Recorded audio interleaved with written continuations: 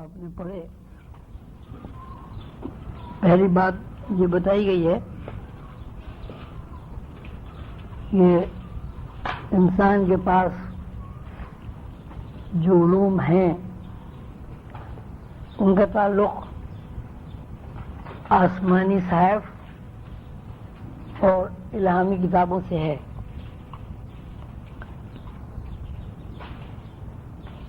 چار کتابیں مشہور ہیں،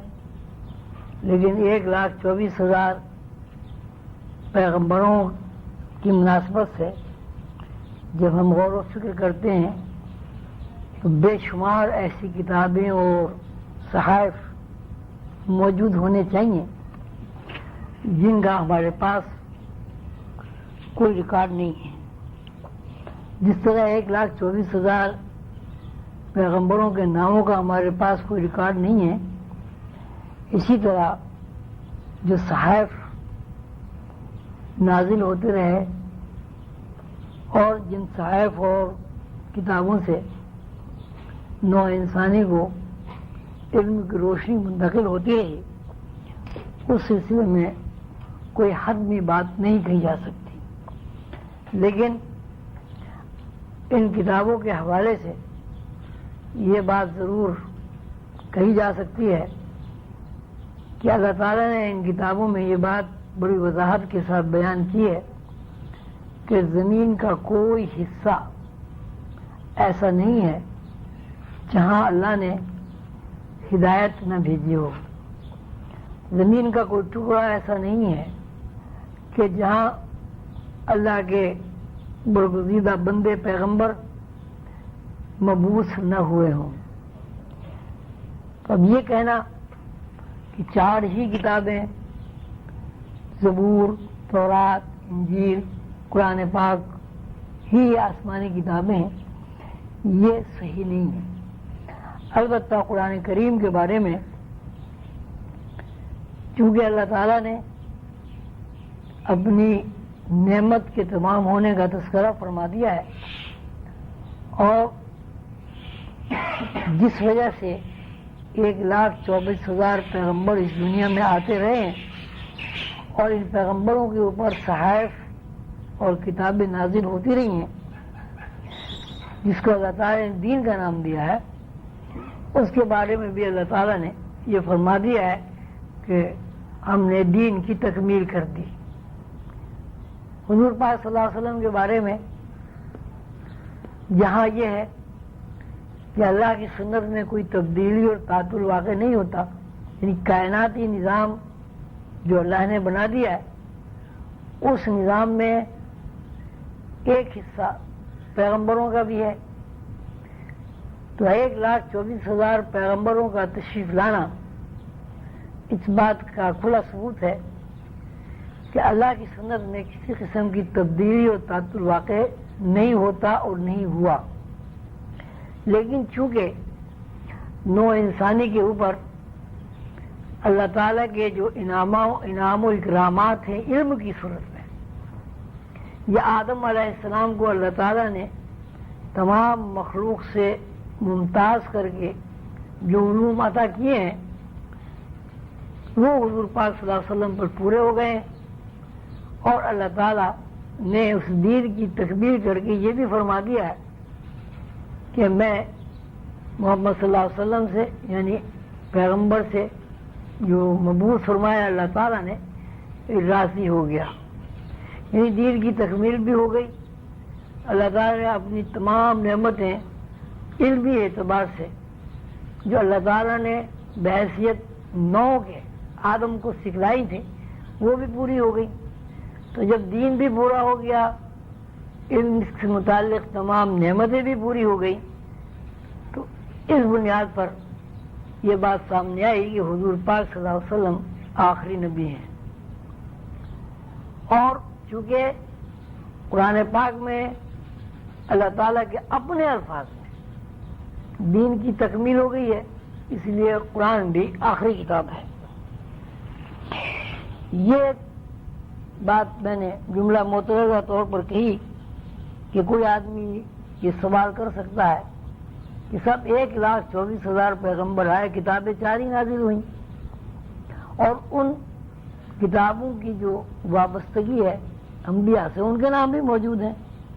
حضرت عیسیٰ علیہ السلام کا نام ہے, حضرت موسیٰ علیہ السلام کا نام ہے, حضرت داؤد علیہ السلام کا نام ہے, اور حضور پاک صلی اللہ علیہ وسلم کا نام ہے. تو 1,24,000 پیغمبر تو حضور پاک صلی اللہ علیہ وسلم سے, حضرت عیسیٰ سے, حضرت موسیٰ سے, حضرت داؤد سے بہت پہلے ہوئے ہیں. تو وہ کتابیں کدھر گئی؟ اور کیا ان پیغمبروں نے بغیر اللہ کے پیغام کے یہ اعلان کیا اللہ کے دین کا؟ تو اس کا جواب یہی ہے کہ جس طرح 1,24,000 پیغمبروں کے پورے نام ہمیں معلوم نہیں ہے, ہمیں مشکل سے 26 پیغمبروں کے نام معلوم ہے آسمانی کتابوں میں جو درج ہے. تو 1,24,000 میں 27 پیغمبروں کے نام کا مطلب یہ ہوا کہ اللہ تعالیٰ نے نام تو ظاہر نہیں فرمائے. 1,24,000 پیغمبروں کی اگر لسٹ اللہ تعالیٰ بیان فرماتے تو قرآن میں جتنی اس وقت آیات ہیں وہ ساری جو ہیں وہ باقی رہ جاتی, اور 1,24,000 پیغمبروں کے نام سے کتابیں پوری ہو جاتی. تو اللہ تعالیٰ نے ایک بات یہ فرما دی ہے کہ تمام پیغمبر آتے رہے, اور زمین کا کوئی خطہ, کوئی چپا, کوئی قطع ایسا نہیں ہے جہاں اللہ تعالیٰ نے اپنے پیغام رساں بندے پیغمبر علیہ السلام نہیں بھیجے اور انہوں نے اللہ کے پیغام بندوں تک نہیں پہنچایا. ہر کتاب میں, چاہے وہ 4 کتابیں ہوں یا اس سے پہلے کی کتابیں ہوں یا صحائف ہوں, ان میں ایک بات بطور خاص یہ بتائی گئی ہے کہ انسان کی زندگی اعمال و حرکات پر قائم ہے, اور انسان کی زندگی کے جو اعمال و حرکات ہیں وہ کہیں سے ڈسپلے ہوتے ہیں, یا انسان کی زندگی کے جتنے اعمال و حرکات ہیں, یہ جتنے تقاضے ہیں, ان کے بارے میں یہ قانون ہے. پہلے وہ تمام تقاضے, تمام دلچسپیاں, تمام احساسات انسان کے اندر کہیں سے انسپائر ہوتے ہیں, اور کوئی بھی انسان اس انسپائریشن کے بغیر زندگی میں کوئی حرکت نہیں کر سکتا. انسپائریشن کا قانون یہ ہے کہ انسان کے دماغ میں کہیں سے ایک اطلاع صادر ہوتی ہے, اور وہ اطلاع ایسی ہوتی ہے کہ اس میں معنی ہوتے ہیں, لیکن ساتھ ساتھ یہ ہے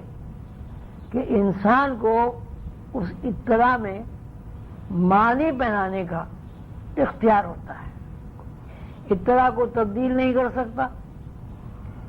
اپنے خیال کے تحت کوئی معنی پہنا کے اس اطلاع کو روک نہیں سکتا. ایک مجبوری ہے کہ کوئی بھی انسان جب تک خیالات نہ آئے اس زندگی میں اس کو کوئی حرکت کرنے کا کوئی نہ مجاز ہے, وہ نہ اسے کسی قسم کا اختیار ہے. وہ خیالات جہاں سے آ رہے ہیں اس کو تمام الہامی کتابیں, تمام صحائف لوح محفوظ کا نام دیتی ہیں. لوح محفوظ سے مراد یہ ہے کہ کائنات کا پورا یکجائی پروگرام ازل تا ابد ریکارڈ ہے. ایک ایسی تختی کہ جس میں ازل تا ابد نوعی پروگرام, تخلیقی پروگرام, عالمین کے پروگرام, ہر پروگرام, حرکات و سکنات کے پروگرام, ہر پروگرام اس لوح میں, اس تختی میں محفوظ کر دیا ہے اللہ تعالیٰ نے. اس لوح اور اس تختی کو موجودہ دور کی تشریحات میں اگر بیان کیا جائے تو اس کو ہم فلم کے نام سے بیان کر سکتے ہیں. یعنی اللہ تعالیٰ نے یہ کائناتی سسٹم جب بنایا تو اس کائناتی پورے سسٹم کو لوح محفوظ میں محفوظ کر دیا. یعنی اس کی ایک ایسی فلم بنا دی کہ جس فلم میں ہر چیز موجود ہے. آج کے دور میں سائنسی ایجادات کے دور میں اس بات کو سمجھنا بہت آسان ہے. اگر کوئی ایسا کیمرہ ایجاد ہو جائے کہ وہ لاسلکی نظام کے تحت انسان کے کندھے پر رکھ دیا جائے اور وہ چارج رہے تو انسان جہاں بھی جائے گا اس کی فلم بنتی رہے گی. گھروں میں اور دفاتر میں تو یہ ہو گیا ہے کہ وہ ایک کیمرہ نصب کر دیتے ہیں تو ساری دن کی اور رات کی کارگزاری اس میں محفوظ ہوتی رہتی ہے. اصل میں لندن میں ایک بہت بڑا اسٹور تھا, رات دن وہ کھلتا تھا, بہت بڑا اسٹور. اس میں ان کے مالک کے ساتھ گیا تو میں کہ بھئی آپ اسے اتنے بڑے